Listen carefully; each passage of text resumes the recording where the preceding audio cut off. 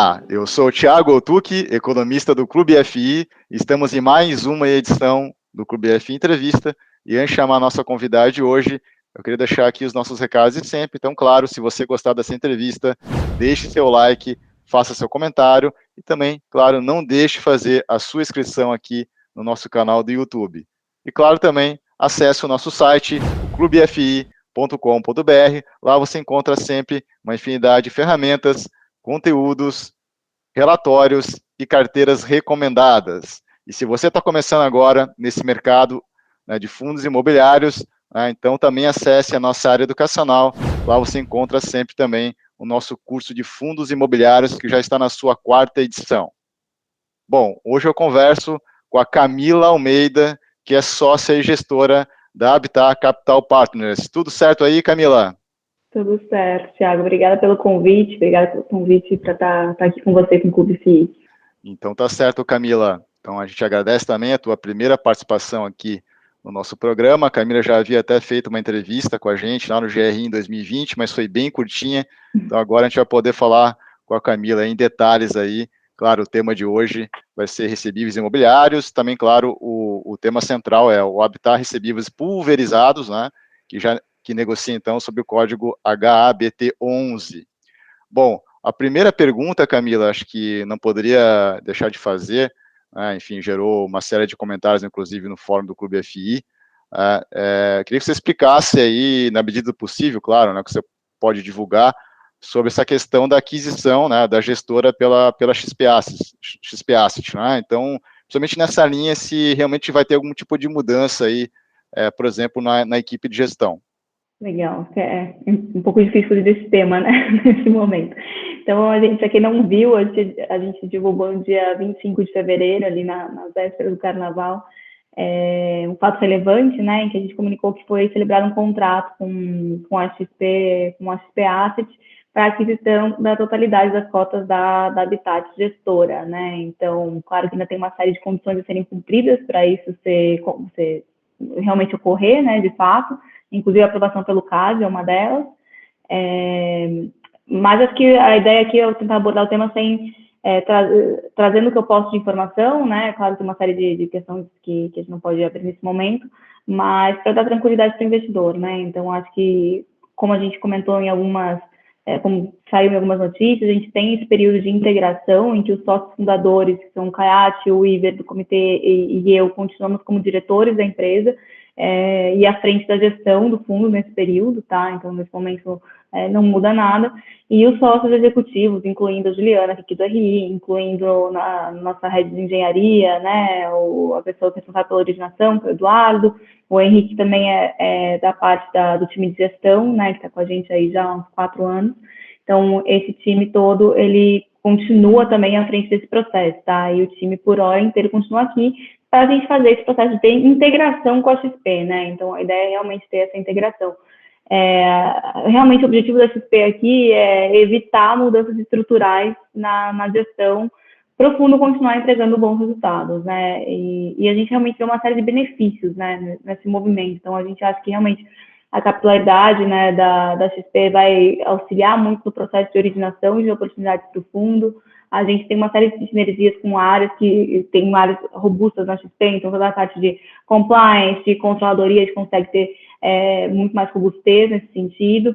E lembrando, né, para a parte de gestão, né, não na equipe de gestão, mas no estilo de gestão, no tipo dos ativos que o fundo investe, a gente tem uma série de amarras em regulamentos, né? Então, qualquer coisa nesse sentido de mudança teria que ser aprovado pelos cotistas. Então, para quem não lembra, nosso regulamento tem uma série de condições para a gente ter para o ativo ser considerado como ativo-alvo, né? Então, assim, ter pelo menos 70% do fundo, 67% do fundo tem que estar em ativos com lastro pulverizado, que a gente vai explicar daqui a pouquinho o que é, mas desse tipo de CRI, com LTV máximo, tem série de garantias amarradas, razões mínimas de garantia, então isso tudo está em regulamento, e qualquer alteração nesse foco de investimento do fundo, né, nesses ativos-alvo, nessas condições para ser considerado ativo-alvo, precisa passar por uma assembleia para alteração de regulamento. Então, eu acho que isso é um ponto que também dá muita segurança aí para o investidor, que amanhã o fundo vai deixar de fazer pulverizado e começar a entrar só em CRI corporativo. Então, a ideia realmente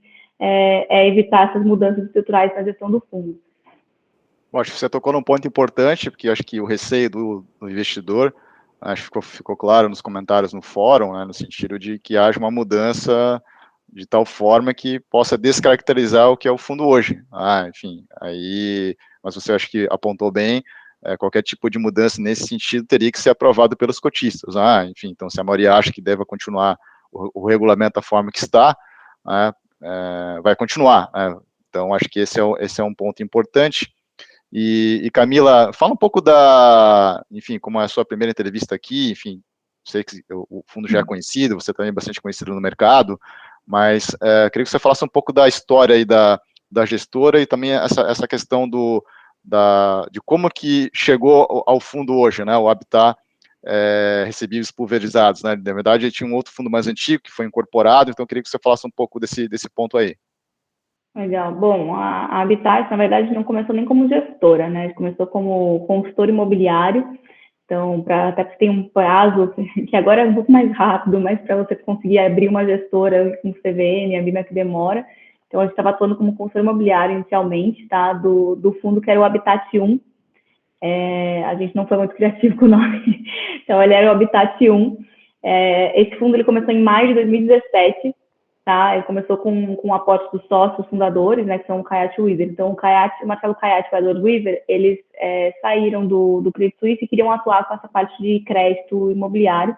Eles atuaram bastante nessa questão de IPO, em operações de IPO para as incorporadoras, tá? E aí, durante esse processo, a gente conversando com os incorporadores, eles entenderam que fazia sentido fazer alguma coisa com crédito imobiliário. Na época, o Caio chamava de Jurobras, a gente passou por um período que ele falava que era o melhor produto do Brasil, passou por um período que isso não foi tão verdade, e agora a gente está num momento de 2 dígitos de novo aí, então está nesse momento, né?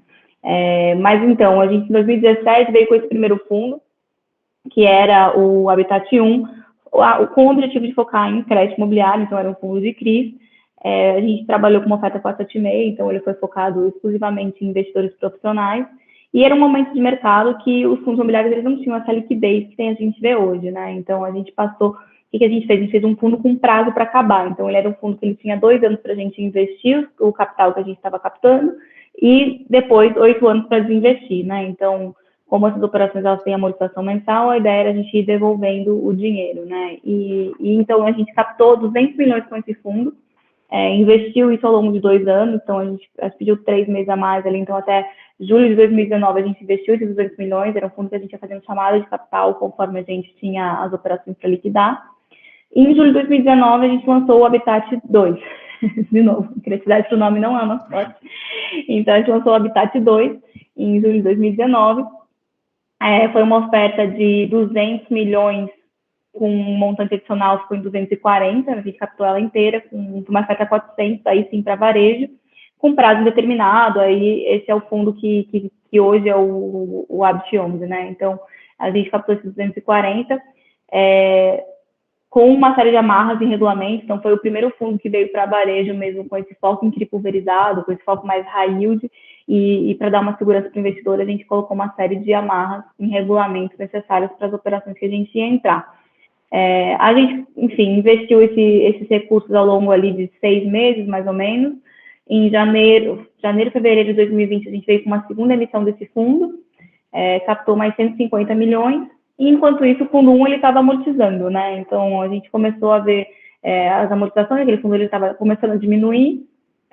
Em 2020, a gente começou a ver alguns momentos de pré-pagamento, então foi quando a gente viu um movimento na taxa de juros mais baixos, a gente começou a ver esse movimento de pré-pagamento no mercado, e a gente resolveu que fazia sentido a gente fazer uma incorporação dos 2 fundos, né? E aí por uma série de motivos, né? Primeiro porque você tem um ganho operacional para a gestora quando você não tem 2 fundos que tinham perfis muito parecidos, operações muito parecidas. Você tem uma pulverização de risco quando você junta 2 fundos que têm operações diferentes, então você aumenta a diversificação. Você tem um ganho de liquidez, né? Então, você tem um fundo maior. O que era a preocupação dos cotistas do fundo 1 lá atrás, em 2017? Esse fundo não vai ter liquidez, então ele tem que ter um prazo para acabar. Porque eu tenho que ter saída, senão eu vou ficar preso nisso aqui eternamente. Em 2020, a gente já estava em outro cenário. O Habitat 2, ele já tinha liquidez no secundário, né? Então, você tinha um ganho de liquidez, tanto para quem era cotista do fundo 1, que ia entrar numa outra característica, quanto quem era cotista do fundo 2, porque você ia ter um fundo maior, e o que acontece geralmente com um fundo maior, ele acaba ficando mais líquido, né? Então, a gente tinha esses ganhos que a gente identificou, além de evitar uma potencial ineficiência no fundo 1 lá no final, que ficaria uma cauda de carteira, etc. Então, o que a gente fez foi levar para a Assembleia os dois fundos, né? Então, para a Assembleia no fundo 1 e para a Consulta Formal no fundo 2, e aprovar com os dois fundos que houvesse a incorporação. E como a gente ia ter esse ganho operacional, a gente fez uma redução de taxa de gestão, né? Então, a gente tinha taxa de gestão de 1,30 ali nos fundos, mais ou menos, a gente reduziu essa taxa para 1,10. Então, essa incorporação ela foi aprovada no final de 2020, em setembro de 2020, e em outubro a gente teve essa incorporação. E aí o fundo passou a se chamar Habitat Recebíveis Pulverizados, justamente para mostrar que o foco dele é recebíveis pulverizados, porque não tinha mais um, não fazia sentido de chamar Habitat 2. E a gente continuou, enfim, com o foco em alocar o patrimônio do fundo.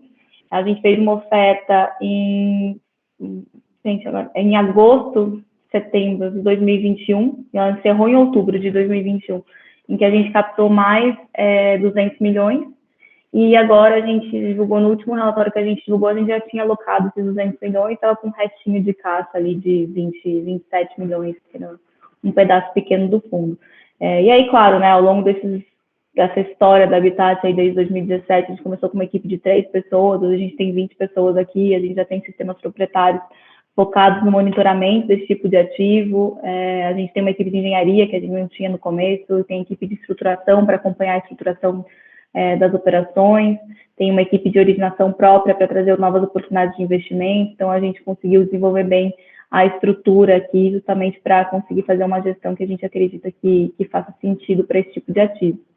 Sim, também houve uma melhora significativa também da questão do relatório também gerencial de vocês, também até em termos de nível de detalhamento, mídia social, enfim. Também lembrando que que a Habitat já é parceira aqui do Clube FI há algum tempo, também tem lá o Espaço RI, as relações com investidores, enfim, então tudo isso realmente teve uma mudança bem significativa, e hoje já é um fundo aí já com 700 milhões, 730. 730 milhões de patrimônio. E como você falou, então vocês mudaram o nome para deixar claro, pulverizado. Então eu queria que você falasse, então acho que o fundo tem uma estratégia específica, na verdade a gestora, né, tem essa especialidade, e enfim, então eu sempre falo aqui no programa que o recebível imobiliário, né, o que a gente chama popularmente de papel, aqui realmente ganhou muita audiência, enfim, o pessoal quer informação, então eu queria que você falasse o que é na prática um CRI lastreado num crédito pulverizado, se você poderia até citar algum exemplo de alguma operação recente que vocês tenham, para ficar um pouco mais claro aí para o investidor o que seria, então, o pulverizado. O pulverizado, ele, na verdade, ele é um pouco mais, ele é o que mais tradicional que a gente tem, né? Então, o pulverizado, quando a gente fala, é porque você tem o quê? Você tem um risco de crédito pulverizado por trás. Então, eu estou emprestando dinheiro para uma empresa, geralmente uma incorporadora, uma loteadora, mas como garantia ou como lastro da operação, eu tenho uma carteira de recebíveis pulverizados, todo mundo que comprou uma unidade naquele empreendimento, seja um apartamento, seja um lote, seja em multipropriedade uma fração, então você tem esse lastro pulverizado por trás. O que isso quer dizer, né? Quer dizer que para não receber nada, basicamente, toda essa carteira teria que parar de pagar. Eu não estou dependendo de um único devedor, né? Então tem vários mutuários ali por trás. Diferente de um CRI que a gente fala que é concentrado, né? Que veio um pouco depois até, que aí pode ter a ver com imobiliário ou não, mas aí que sim você tem uma dívida, que você consegue justificar ela de uma maneira imobiliária de alguma forma, seja que uma empresa vai utilizar aquilo para adquirir um imóvel, seja que ela vai reformar a fábrica dela. Então, você tem uma única empresa que te deve, que tem que pagar essa dívida, você não tem toda essa carteira pulverizada por trás, né? Então, assim, por exemplo, vamos supor, você vai ali em Cajamar, você vai ter uma fábrica do lado, um galpão do lado da rua, vai atravessar a avenida, a estrada, a rua, etc. Você vai estar de cara com o loteamento, né? Então, no loteamento, você vai ter uma série de pessoas que compraram lotes, você vai ter um loteamento, sei lá, 200 lotes, vai ter 200 pessoas que vão estar pagando uma parcela mensal referente à compra daquele lote. Essa parcela mensal, ela vem para amortizar a dívida que eu dei para a loteadora fazer a obra do empreendimento. Quando você está olhando um galpão, por exemplo, você vai ter uma única empresa ali, na maioria dos casos, né, uma única empresa pagando o aluguel daquele galpão. Então, geralmente, a diferença entre o pulverizado, o foco, a questão do pulverizado é isso, você tem um risco de crédito pulverizado por trás, tá?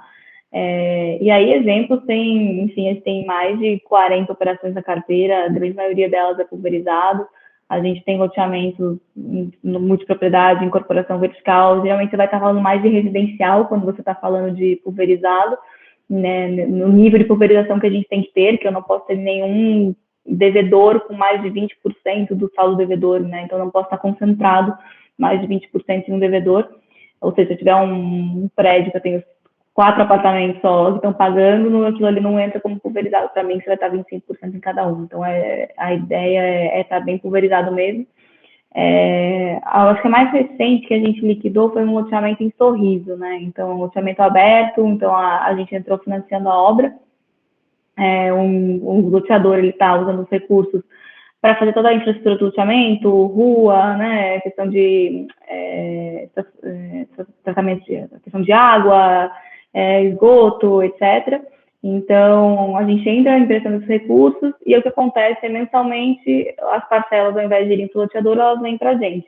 E aí a gente amarra uma série de garantias, né? Acho que o importante de entender é que esse tipo de operação, tudo bem, você tem um risco pulverizado, mas está pulverizado em pessoas que, obviamente, têm um risco de crédito pior do que uma empresa Ambev que vai estar pagando aluguel de um galpão. Então, acho que isso que é importante entender. Por isso que essas operações, elas geralmente são mais raiz, porque você fica sujeito a uma série de fatores ali, né? Então, você fica sujeito, na questão de pandemia, por exemplo, a gente tem uma preocupação muito grande com a inadimplência, você está passando por um momento, né, de incerteza, em que muitas pessoas poderiam ter risco de perder emprego, etc., e de ter sua renda impactada, né, e não conseguir arcar com esses pagamentos. Quando está em inflação alta, no momento de inflação alta, a gente também vê isso acontecendo, né? Então, acho que o ponto, quando você geralmente fala high yield, você pensa em pulverizado, a relação é essa, que você está em riscos de crédito piores, né, do que uma empresa aí com um rating alto de crédito, mas você tem essa pulverização. Então, ou seja, para o negócio dar errado ou você não receber nada, todo mundo teria que parar de pagar, o que realmente teria que praticamente cair uma bomba atômica no empreendimento, imagino eu, para isso acontecer, né? E essas operações, elas são estruturadas com um nível de margem, né? Uma margem de garantia grande para você realmente conseguir sustentar um aumento na inadimplência, né? Então, a gente tem operações, geralmente a média de inadimplência eu chamei de 10, 15%, depende um pouco do momento que a gente está passando, né, no ciclo imobiliário, mas a gente deixa uma margem de tal forma que a inadimplência bater 30%, 35%, 40%, depende da operação, a gente consegue ainda não ter um impacto no pagamento da dívida para o fundo, né? Então, acho que os principais pontos são isso, e aí outras garantias que a gente amarra, a gente chama de intervenção fiduciária das causas da SPE, então eu consigo executar e virar dono do empreendimento. Se tem obra, a gente tem fundo de obra, então eu não vou dar, obviamente, o dinheiro todo na mão do loteador, do incorporador e esperar que ele saia fazendo obra com aquele dinheiro, a gente segura, eu vou fazendo a medição da obra mensalmente, então a gente tem uma série de amarras realmente para garantir que esse tipo de operação ele siga a projeção que a gente espera no momento que a gente faz o investimento. E, Camila, você tocou num ponto importante dentro dessa linguagem, né, então pulverizado, na verdade, seria o CRI tradicional, né, enfim, o diferente seria o concentrado, né, mas aí dá aquela ideia que você falou, não, então, no primeiro momento, quem não conhece muito desse tipo de estruturação de crédito, fala, o pulverizado tem menos risco que concentrado, porque são vários pagadores, mas na verdade, como você falou, o pagador é uma pessoa física que, obviamente, tem uma probabilidade de inadimplência maior, como uma empresa de grande porte, como você comentou, uma Ambev, uma Brasil Foods, um Pão de Açúcar, dificilmente vai ficar inadimplente. Então, a gente pode classificar o Habitat 11 como um high yield mesmo, né? Enfim, com risco de crédito maior, mas esse é um aspecto importante que você colocou de forma muito concreta. A gente vai falar um pouquinho mais sobre a questão de gestão de risco lá na frente, mas você já antecipou, né? Porque sempre eu receio, né? Tipo, é risco de crédito, é high yield, mas qual é a chance real, assim, de que realmente o meu rendimento começa a cair, ou isso possa mexer no preço da cota? Então, a operação é estruturada de uma forma que ela pode absorver um impacto até grande, né, de imprensa, como você falou. Então, dependendo da operação, você pode ter 30%, até um pouco mais, que isso aí não afetaria, então, o pagamento do fluxo do CRI ali, ou seja, não afetaria o rendimento para o cotista, correto? Correto. Eu acho que o ponto de você ser considerado high yield tem essa questão do risco, dessa diferença do risco de crédito, né, do teu pagador final ali, e tem um pouco, acho que é uma percepção, você consegue essas taxas maiores pelo trabalho que esse tipo de operação dá também, né? Então, assim, o nível de monitoramento que a gente tem aqui é muito maior do que se eu tivesse que olhar só se a Ambev pagou a parcela do aluguel dela do galpão todo mês ou não. Então, tem que acompanhar a inadimplência, tem que acompanhar todos esses pontos, né? Mensalmente, teve novas vendas, teve distrato, tudo isso. Então, eu acho que é nessa linha, assim, de questão de por que enquadra como high yield, ou a percepção de high yield e high grade fica um pouco, enfim, distorcida, talvez, complicado. Nesse caso, por isso que a equipe, então, tem que ser uma equipe relativamente grande, num fundo já com patrimônio, né, daqui a pouco, de repente, já com 1 bilhão, e você tem que ter uma equipe multidisciplinar, então tem equipe de engenharia, parte jurídica, tudo, porque você possa fazer realmente todo esse acompanhamento, e realmente o operacional tem que ter um bom software de acompanhamento também, não sei como é que é essa parte também operacional, para você acompanhar, como você falou, o único CRI pode ter mais de 200, 300... A gente tem CRIs com mais de 2.000 pagadores no finais, né? Então, a gente tem o que acontece em todas as operações, tem uma série de prestadores de serviços envolvidos, um deles é o Servicer, que é uma empresa que vai fazer a auditoria mensalmente, né, do que foi efetivamente pago, quem efetivamente pagou em dia, quem não pagou, e a gente vai conseguir ter essa fotografia da carteira ali de inadimplência, de vendas e de extrato, né. E aí a gente tem softwares proprietários aqui em que a gente imputa essas bases e ele cospe basicamente todo um tratamento desses montes de dados em Excel, me mostrando efetivamente como está o fluxo futuro daqui para frente, comparando a carteira que está hoje adimplente com a nossa PMT, fazendo os cálculos das razões de garantia, né? Então, muitas vezes tem nos relatórios dos fundos, né, razão de fluxo mensal, nesses fundos pulverizados. O que é isso? Quer dizer que se está 200%, quer dizer que você recebeu 200 mil na conta de pagamento para uma PMT que você tinha que pagar um pagamento que o fundo tinha que receber de 100 mil. Então, você recebeu 2 vezes o que você precisava. Então, a gente faz todos esses cálculos aqui para bater com os cálculos da securitadora, para entender como está o comportamento, novas vendas, como foram vendas líquidas nos últimos meses, se vendeu mais do que tratou, se por acaso teve algum mês que teve muito mais distrato do que venda, em multipropriedade a gente vê bastante distrato, né? Então, às vezes, tem meses em que está se aproximando da temporada e multipropriedade, no caso de multipropriedade, a gente vê mais distrato do que venda normal, porque ele está fazendo uma limpa na carteira para aproveitar a temporada para vender. Então, você saber interpretar, tem uma série de peculiaridades, né, de tanto dos setores quanto desse tipo de crime em si. Sim, interessante. E Camila, no relatório vocês dividem, deixam bem transparente isso para o cotista, a questão da estratégia. Obviamente a estratégia é o pulverizado, como o próprio nome do fundo fala, né? Enfim, mas tem lá a estratégia core, tática e liquidez, né? Queria que você falasse um pouco dessas 3 estratégias, de repente até ilustrando, né, com algum exemplo. O core é o risco pulverizado, né, que é realmente o foco da gestora, e aí, enfim, são operações de loteamento, multipropriedade, acho que tem até uma de condotel que é pulverizado também, incorporação vertical, a gente também tem algumas, então são esses casos que eu comentei, né, que você tem uma carteira de recebíveis por trás, ou uma promessa de cessão de carteira futura das vendas daquele empreendimento. A tática, né, que a gente chama, a gente tem um pedaço da carteira que a gente pode ter em CRIs com risco concentrado, corporativo, que não são essas operações pulverizadas, ou porque a gente identificou operações com relação ao risco-retorno e garantias que deixassem a operação atrativa para o fundo, ou com potencial ganho de arbitragem no secundário, né? Então, a gente vai ter aí uma operação de Lugano, por exemplo, que depois eu posso explicar um pouquinho melhor do corporativo, mas a gente tem umas operações com risco concentrado, que a gente achou que estavam com taxas em linha com o portfólio do fundo e com boas garantias. E a gente tem também um pouco nessa alocação tática, ou de FIIs com menos liquidez, mas com uma estratégia de investimento que faça sentido de acordo em linha com a estratégia do Habit 11, ou entradas em ofertas 476, 400 com um potencial ganho de capital futuro no secundário. E aí, em liquidez, o que acontece é que as operações que a gente entra de pulverizado, várias são para financiamento de obra. Então, eu tenho tranches futuras que vão sendo chamadas. E isso é uma coisa que a gente apoia muito aqui. O pessoal fala, alocação demora, tá sem poder assim em casa. Eu tenho que ter um pedaço em liquidez, seja ele fundo renda fixa, seja ele em FII, para fazer frente a tranches futuras de operações. Então, se eu estou financiando uma obra de um prédio, eu não vou enfiar 50 milhões de dívida no cara de uma vez só, porque vai ficar um juros muito alto e ele não vai conseguir usar 50 milhões em 3 meses para subir um prédio. Essas 50 milhões vão ser usadas ao longo de 2 anos. Então, penalizar muito a margem do empreendimento, não faz sentido eu colocar os 50 milhões de uma vez só e ele começar desde o zero a pagar 50 milhões.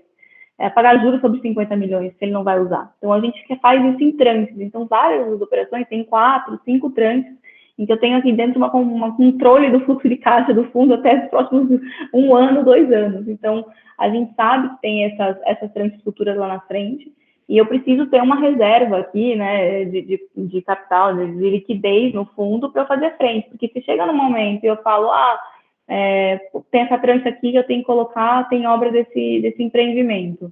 Vai chamar a tranche porque acabou o fundo de obra e ele tem que continuar a obra, se parar a obra vai atrasar a entrega. É muito prejudicial para o empreendimento você não fazer esse aporte dessa tranche adicional.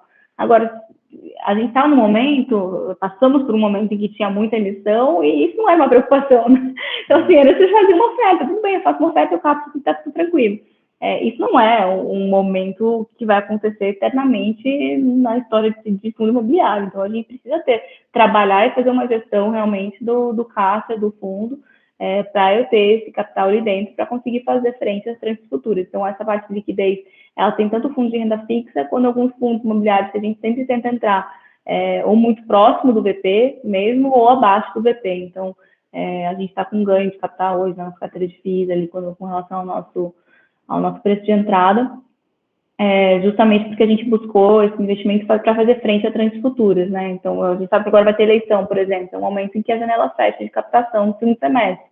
Eu tenho que ter uma reserva ali para fazer frente a essas necessidades de caixa dos empreendimentos.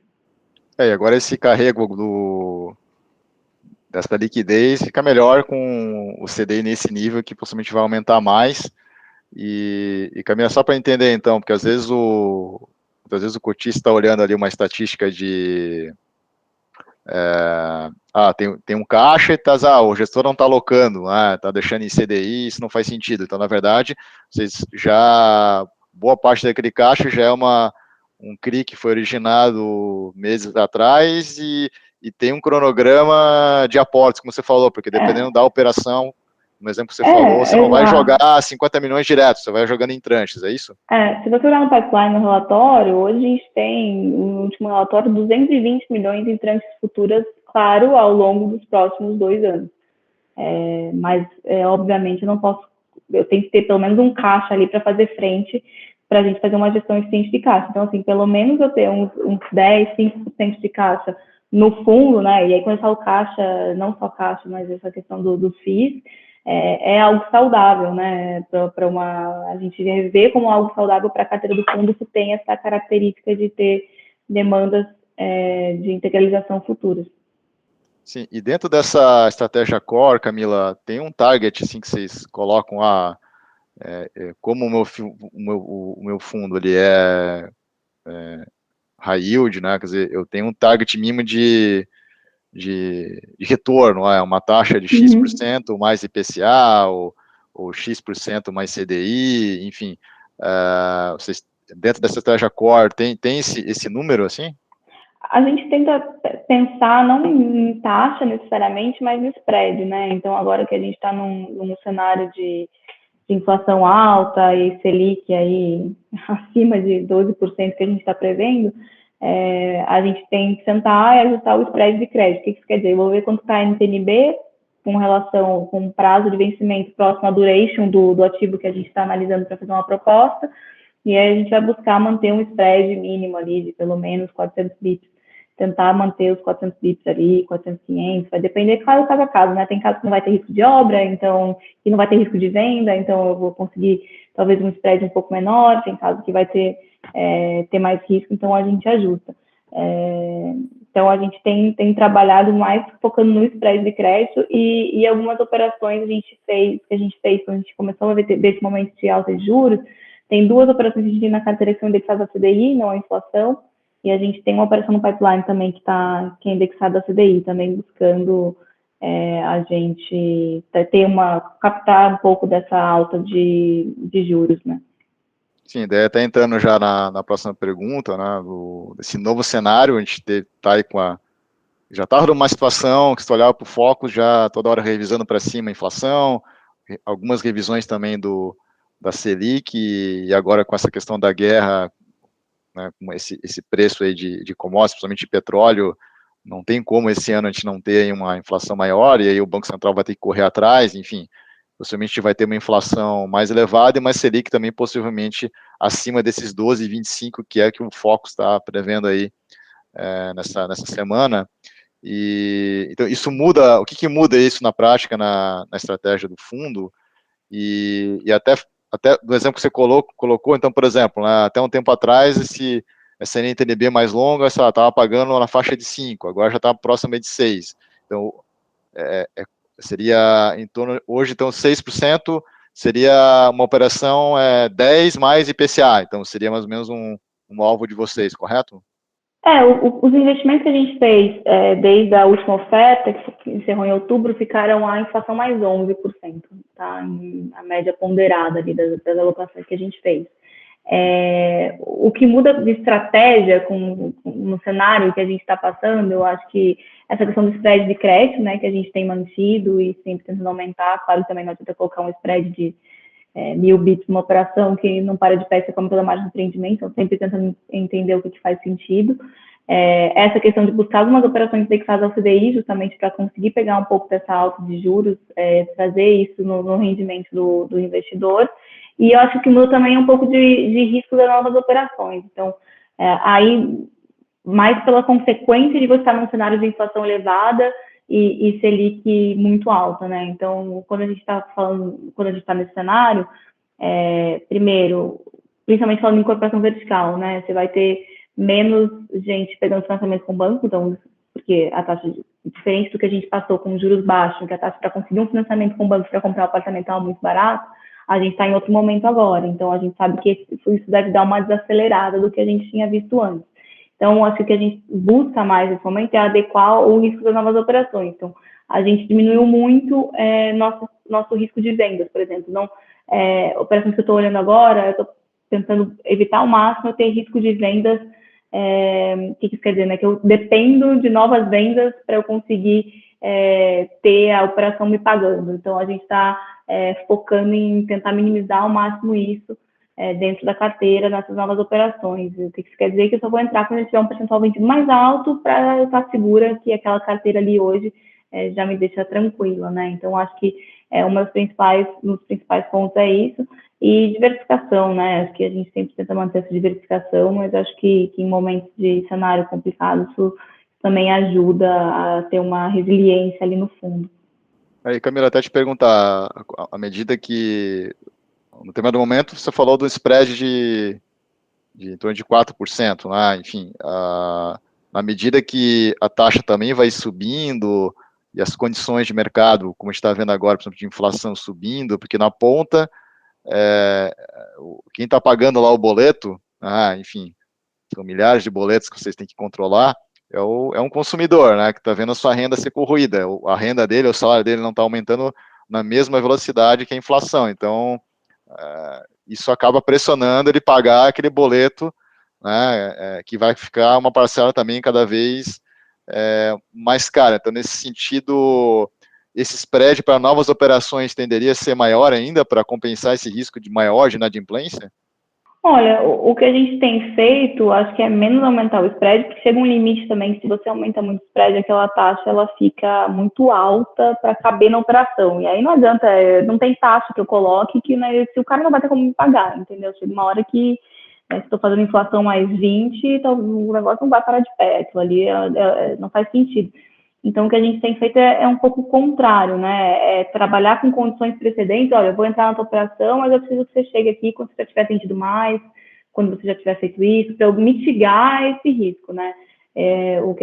Claro que a gente tem um risco maior agora de distrato, quando a gente está falando de inflação alta, de aumento de inadimplência, de aumento de orçamento de obra, que também impacta, né? Então, quando a gente entra no financiamento de obra, você vai ter aumento dos custos de obra, quando você está falando de inflação muito alta, petróleo, você vai estar falando em loteamento, tem a questão do asfalto, então, assim, tem todo esse ponto que a gente sente o impacto.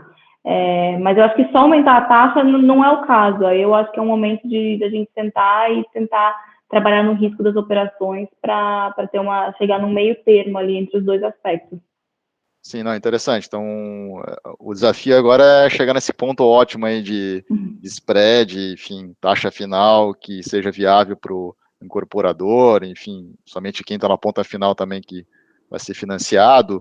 E então o ajuste vem do outro lado, né? Então é uma outra questão daí que entra agora. Então, nesse cenário agora mais adverso, acaba que tem possivelmente menos operações disponíveis na mesa, dado que uma operação que há, sei lá, 2 anos atrás, agora está tranquilo, a gente entrar aqui nessa situação, agora já não entraria, porque você falou, não, esse projeto teria que ter mais unidades vendidas para poder entrar, então ele vai ter que esperar mais tempo, né? Então, isso aí vai reduzindo aí esse leque de possibilidades de novas originações? Acho que reduz não só por isso, mas também não é todo mundo que quer tomar uma operação com essa taxa, né? Então, acho que quando a gente estava com juros muito baixos ali, enfim, 3%, 4%, já tinha muito mais gente que o spread fazia sentido para o tomador, porque você vai comendo a margem, né, do empreendimento, quando você está fazendo uma dívida com esse nível de taxa. E aí chega um momento que talvez o retorno que ele vai ter com o investimento não vai fazer sentido para ele, né? Então, eu acho que a gente teve, sim, uma desaceleração aí em novas oportunidades. A gente já tem um pipeline robusto de operações que a gente está estruturando e muita coisa entrando de futura de coisa que já está dentro da carteira, mas a gente sentiu, sim, essa desaceleração de originação. E, em parte, você já até respondeu, mas em relação a essa questão desse momento de mercado, né? Então, se isso, porque lá no começo da pandemia era uma preocupação, né? Acho que grande parte dos fundos aí do mercado a gente não viu, né, num evento de crédito importante, enfim. Agora, nessa nova situação, é uma preocupação semelhante ao que era no início da pandemia em relação a risco de crédito. Como é que vocês estão monitorando? Você já, de certa forma já falou, mas de repente, como é que é isso na prática, né? Você está lá acompanhando um empreendimento, vocês estão monitorando com os sistemas ou softwares proprietários que vocês têm, daqui a pouco chega num nível que acende uma luz amarela ou até vermelha, quer dizer, aí vocês vão lá visitar o empreendimento, vão conversar com o incorporador, vão pensar em estratégias para minimizar aí uma situação mais complicada daquele empreendimento? Acho que tem vários estágios, né, vários níveis aí. Então, assim, a gente acompanha mensalmente toda a evolução de inadimplência, de venda, de distrato. Qualquer alteração significativa, e eu digo significativa, aumenta 1 ponto percentual na inadimplência, já estou questionando e tentando entender com a empresa, e aí sem, obviamente, em loco, né, mas tentando entender o que está acontecendo, se foi algum caso pontual. Então, assim, teve muitas vezes agora em fevereiro, por exemplo, que todo mundo pagou no começo de março, porque era o último dia, e aí caiu no carnaval, etc. Então, assim, às vezes isso também distorce os dados, então é importante entender isso. A gente sempre tenta entender o que está acontecendo, qualquer mudança que a gente veja na carteira. Começou uma mudança mais significativa, que a gente começa a ficar apreensivo daquilo impactar, né, ou a gente tem um desenquadramento em razões, ou próximo do desenquadramento, né, aí sim a gente começa a tentar intervir de alguma forma, né, e aí seja tentar pressionar e fazer uma projeção de venda, eu preciso que você venda isso, porque senão essa operação ela vai dar problema lá na frente, mostrar isso para a empresa, porque a empresa às vezes não está vendo o problema lá na frente, né? A gente sempre se antecipar, não, tudo bem, esse mês você pagou os juros tranquilo, teve uma amortização tranquila, mas se você não vender, eu vou ter que dar mais uma tranche e aquilo vai ter um problema depois. Então, a gente tenta sempre estar próximo da empresa nesse sentido, das empresas nesse sentido, cobrando, né, que façam alguma coisa. Acho que um dos pontos que a gente geralmente vê é quando o pessoal dá uma segurada em vendas, porque, mas lá para frente eu consigo vender com preço melhor, vai estar mais perto da entrega. Então, a gente tenta trabalhar isso com eles, de que não faz muito sentido no momento em que você está com uma dívida, e em momentos de inflação, você precisa realmente que aquela dívida amortize. Então, talvez faça sentido ele aceitar um preço um pouquinho menor agora do que for ele conseguir lá na frente, mas para a gente realmente ter essa saúde, né, na carteira. Então, é uma série de pontos que são endereçáveis. Quando a questão da inadimplência, entender realmente se estão cobrando, se estão tentando renegociar, né, o que estão fazendo, ou tentando, a gente deixa em contrato já realmente até um certo nível que eles podem chegar de renegociação de inadimplência sem ter que bater com a gente, né? Então, acho que o principal ponto que a gente faz é esse acompanhamento desde o início, né? E a gente tem feito, a gente sempre fez um monitoramento mensal próximo, né? Isso não é agora. O que a gente fez no começo da pandemia, e que aí na época a gente achou que fazia sentido, ou hoje não vejo como faz tanto sentido assim, mas a gente fazia um acompanhamento semanal, né? Então eu olhava, essa primeira semana desse mês no ano passado, do mês passado, eu tinha recebido tanto, nesse mês eu recebi tanto, porque geralmente o vencimento é o mesmo, né, de quem tem boleto, então, para comparar mês a mês. Mas aquilo acaba dando uma divergência que no fim não significou tanta coisa assim. Então, eu acho que o mensal ele é mais eficiente, tem uma figura mais completa ali para entender o que está acontecendo com o empreendimento. Bom, interessante, Camila. E em relação aos segmentos, né, olhando também para o relatório de vocês, acho que tem até alguns que já é bem de conhecimento, né, o residencial, o loteamento, até mesmo o multipropriedade, né? Mas o que seria o condotel, o concentrado e o estoque? O condotel é uma operação que a gente tem aqui em São Paulo, inclusive, ali na 25 de março, perto da 25 de março. Então, na verdade, o que acontece? Quem adquiriu, não adquiriu um apartamento, né, de incorporação residencial. Ele adquiriu uma unidade e ele cedeu o direito de uso para a empresa hoteleira para fazer essa exploração como um hotel do prédio. Basicamente é isso, né? Então, assim, o que a gente tem é o IBIS na 25 de março, se eu não me engano. E a carteira, então, é quem comprou essas unidades desse hotel que hoje está sendo explorado pelo IBIS, né? O corporativo é um pouco do que eu falei de risco concentrado, né? Então, o concentrado corporativo que a gente chama mesmo, porque o risco está na empresa, né? Então, vira toda uma corporação. Então, a gente tem na carteira 2 operações, se eu não me engano. Uma delas é da Lugano Chocolate, é uma empresa de chocolate em Gramado. Então, eles estavam com um plano de expansão de lojas, de reforma das lojas em Gramado e expansão de lojas aqui em São Paulo. A gente fez uma dívida via CRI, realmente para eles destinarem os recursos para a obra, né? Então, é um gasto imobiliário. E aí, como garantia, a gente tem todos os recebíveis das maquininhas de cartão circulando numa conta escrow, que a qualquer momento eu posso travar e ter retenção, e todos os royalties das franquias das lojas, tem mais de 50 franquias já funcionando aí pelo Brasil, circulam na conta securitadora. Então, aquilo são esses valores que me pagam a PMT. Então, como eu disse, né, a ideia era a gente ter operações na alocação tática corporativo, podendo ter corporativo, concentrado, mas com garantias que a gente acha interessante. A gente tem também a F de um terreno em Gramado, como garantia nessa operação. Então, a gente achou que fazia sentido, dado que a gente conseguiu amarrar bem essa estrutura para a gente estar seguro de conseguir segurar qualquer pagamento, não ficar tanto na mão da empresa. E estoque, basicamente, é uma dívida para uma incorporadora, só que como garantia eu vou ter a alienação fiduciária de uma série de apartamentos já prontos que ela não vendeu ainda, né? De empreendimento que ela entregou e ficou com alguma unidade parada ali. Então, a gente tem uma operação da Gafisa nesse formato, com a F de uma série de apartamentos em São Paulo e no Rio de Janeiro, em garantia. Do estoque, a gente teria um risco menor do que uma operação tradicional, que ainda tem que construir, vender, enfim, como é que funciona essa questão de taxa daí, por exemplo? Você elimina o risco de obra, aqui a que a gente tem é um risco da FISA, né? Então você tem um ajuste ali de também ser uma empresa maior. O que você tem é a facilidade de execução de garantia, né? Então você tem o que é a tua garantia ali? ela é uma ação fiduciária já registrada de apartamentos prontos em São Paulo. Então, assim, eu não lembro de cabeça o LTV da operação, se está em 80%, 70% com base no valor de avaliação que a gente fez dos imóveis, mas isso quer dizer que se eu executar a ação fiduciária e levar a leilão por 70% do valor do imóvel, eu consigo recuperar o valor investido, né? Então, é uma coisa muito mais fácil, vamos dizer assim, do que um empreendimento em obras, que eu teria que executar as pedras, as pé, entregar a obra para depois conseguir resolver o recebimento. Se eu fico só com o prédio ali, aquelas pessoas não param de pagar. Então, você tem efetivamente levar o empreendimento até o fim. Então, ela tem essa característica um pouco diferente da de pulverizar. Então, o concentrado ali é o que muitos chamam de corporativo mesmo.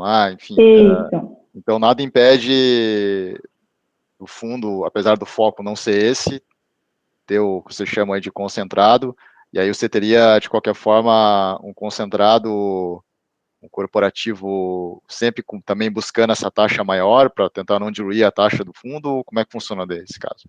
Isso, essa operação de Lugano que eu comentei, por exemplo, se não me engano, a taxa é IPCA mais 10 que a gente tem na carteira. Então, a gente realmente entendeu que fazia sentido, dado o nível de garantia, a gente está numa operação concentrada, né, corporativa, com esse nível de taxa, já que, enfim, não fica tão fora, assim, do que a gente tem na carteira. A operação de Gafisa, a gente tem, por exemplo, na estratégia Core, tem uma operação a CDI mais 6,18%, essa operação de Gafisa de estoque está a CDI mais 4,5%. E um CRI de Gafisa é um CRI que eu consigo ter liquidez secundário, né? Então, assim, entra naquela parte também de eu poder eventualmente buscar um ganho do capital vendendo esse CRI no secundário para investimento em CRI pulverizado. E, Camila, a gente está colocando uma série de questões aqui de gestão de risco, e hoje a gente tem muitos fundos do mercado de recebíveis imobiliários com propostas diferentes, níveis de risco de crédito diferente, e o que o investidor ele deve avaliar num relatório gerenciário? Ele pega o relatório e vai ler, qual a sugestão que você coloca, assim, algum número específico, algo mais objetivo que o investidor possa olhar para poder entender o nível de risco daquele fundo, ou até fazer um comparativo com outros? Acho que é importante entender os setores em que o fundo está atuando, né? Então, isso talvez seja um pouquinho mais difícil de enxergar, né? Apesar que acho que a maioria dos fundos tem, geralmente, um gráficozinho de pizza ou algum outro formato que mostra os setores, para você realmente entender no que você está entrando. Acho importante entender a diversificação daquele fundo, né? Então, a gente tem um controle certinho para não ter mais que 10% em cada ativo, mas eu tenho 44 ativos na carteira, então a gente tem uma carteira bem diversificada. Eu sempre acho importante diversificação, e aí em todos os sentidos, né? Se você está falando pulverizado, por exemplo, a gente está diversificando no Brasil inteiro. Diversificação por grupo econômico é um pouco mais difícil de você achar num relatório, mas acho que a diversificação, o número de operações que tem ali dentro já é um bom indicativo para você começar a ter uma ideia. E aí, falando em pulverizado, né, que aí você vai encontrar uma série de informações, acho que você geralmente tem uma tabelinha que vai ter as informações básicas, e ali você vai ter as razões de garantia, a inadimplência, essas métricas, né? Então, essas razões de garantia, como eu falei, do fluxo mensal, elas são super importantes para você entender se o fundo o CRI está recebendo pagamentos suficientes para amortizar, para pagar a parcela da dívida, né, que o fundo precisa receber. Então, se você vê qualquer coisa abaixo de 100% ali, isso é um sinal de alerta. Acho que inadimplência, a gente não traz inadimplência porque acho que cada fundo calcula de uma maneira, e a inadimplência, na verdade, se você olhar para a sua carteira e simplesmente tratar todo mundo que está inadimplência, não melhorou o recebimento, mas você gerou inadimplência, a inadimplência lá vai estar 0%. Então, assim, não é uma inadimplência que ajuda. Pode ter um CRI que está quase defaultando, mas inadimplência é 0% só porque a carteira todo mundo tratou. Então, a gente não traz isso, mas alguns fundos trazem um método de cálculo, né? Então, é legal dar uma olhada. E as garantias, né? Acho que e aí não só para pulverizado, mas todos os fundos, eles têm aquelas caixinhas explicando o que é cada CRI, acho que já virou meio padrão isso de mercado, e ali você vai ter as garantias para entender se aquela operação é uma operação clean, ela não tem garantia nenhuma, se é só uma dívida para uma empresa aí, se você tem uma F de imóvel, que é algo mais facilmente executável, né? Uma garantia real ali, então acho que esses pontos são bons para começar, quase não precisa olhar a garantia de todas as operações, né, mas pegar as maiores do fundo e olhar, acho que já traz um bom indicativo também para você entender a carteira. E Camila, a gente, no programa aqui, a gente vai mesclando lá uma gestora focada em recibo imobiliário e outra de tijolo. Aí o pessoal do tijolo sempre vai estar, agora, obviamente, faz o papel de defender, não, o tijolo agora está sofrendo um pouco, mas está descontado, assim, assado, o dividendo está bom e tal. E o de papel também sempre defende o seu lado. Eu queria que você também fizesse essa, principalmente diante desse cenário agora, acho que realmente o recebível imobiliário ficou uma opção melhor para o investidor nesse sentido, né? No sentido de ser um hedge, né? Uma proteção efetiva aí nesse cenário aí de inflação mais persistente, de repente um juros mais alto durante mais tempo, enfim, queria que você falasse um pouco sobre isso também. Eu acho que no ponto de inflação, e a gente viu isso, né? Acho que já está um período de inflação alta que a gente achou que ia dar uma controlada. Mas a gente chegou a ver isso no momento de pandemia ali, né? Com o GPM super alto, com o IPCA super alto. Então, o que acontece é que os fundos de tijolo, o repasse, né? O reajuste geralmente é anual. Então, você vai depender do momento que você está no ano, e aí você só vai reajustar esse rendimento que vem do aluguel, né? Ou você só vai reajustar o aluguel e, consequentemente, o rendimento anualmente, ao passo que os CRIs, a grande maioria tem correção mensal, né? Então, você consegue já refletir isso no rendimento, geralmente um mês depois ou 2 meses depois. Então, por exemplo, esse especial alto que a gente vê agora, em fevereiro, você vai ver isso daqui, enfim, 2 meses, dependendo da operação, né? Então, acho que eles são, sim, um hedge mais rápido nesse sentido, né? Você consegue capturar mais rapidamente. E com relação a juros, acho que você tem também fundos que focam apenas em ativos indexados a CDI, né? Então, acho que você tem algumas alternativas nesse sentido também, se o objetivo não fugir, né? Mas se redear do aumento da Selic. Certo, Camila, então a gente chegou aqui na parte final aqui da nossa entrevista. Então, como padrão aqui, eu queria que você fizesse então as considerações finais para a gente poder encerrar. Queria agradecer o convite, eu acho que a iniciativa de vocês aí é super importante para o nosso mercado.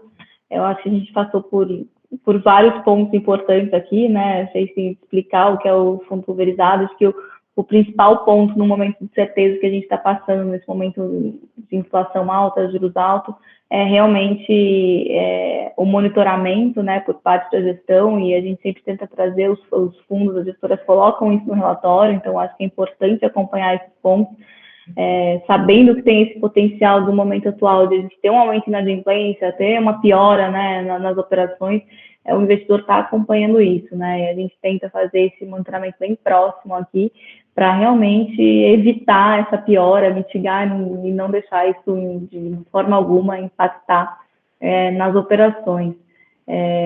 Mas acho que mesmo nesse cenário, os fundos eles continuam sendo uma boa alternativa, né? Acho que a gente tem visto isso, acho que a gente tem visto menos emissões esse ano, mais controlado, mas ainda está tendo algumas captações, inclusive, captaram o volume total que estavam buscando. Então, acho que a gente vê que os fundos imobiliários eles estão passando por um período um pouco menos positivo do que a gente viu ali em 2020, no primeiro semestre de 2021, mas eu acredito que eles são produtos que vieram para ficar e dessa maneira com o investidor por mais tempo, mais com visão de longo prazo. Então, acho que é isso, acho que é super importante essas iniciativas para a gente estar próximo dos investidores e realmente tentar trazer mais tranquilidade aí no momento de incerteza.